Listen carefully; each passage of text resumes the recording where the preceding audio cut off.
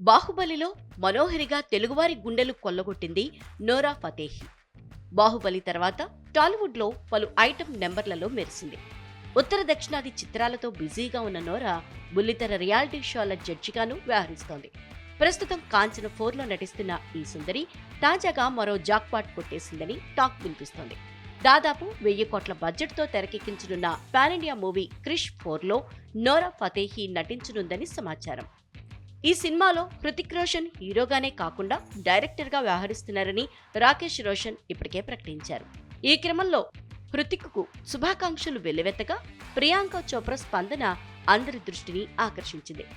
క్రిష్ 4లో ప్రియాంక చోప్రా నటించే అవకాశం ఉందన్న గుసగుసలు వినిపించాయి. ఇందులోనే క్రిష్ 4లో నోరా ఫతేహి అవకాశం దక్కించుకుందన్న వార్తలు గుప్పమన్నాయి.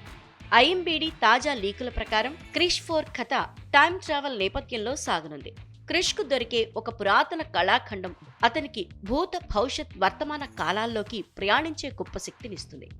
దీంతో చరిత్రను తిరగరాసేందుకు, భవిష్యత్తును మరింత మంచిగా మార్చేందుకు, దుష్టశక్తి నుంచి మానవాళిని కాపాడటానికి క్రిష్ వేర్వేరు యుగాల్లో సంచరిస్తాడని సమాచారం.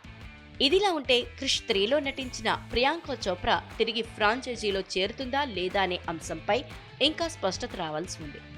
ఈ టైమ్ ట్రావెల్ మూవీలో ప్రీతి జింతా కూడా కనిపించే వీలుందన్న టాక్ వినిపిస్తోంది.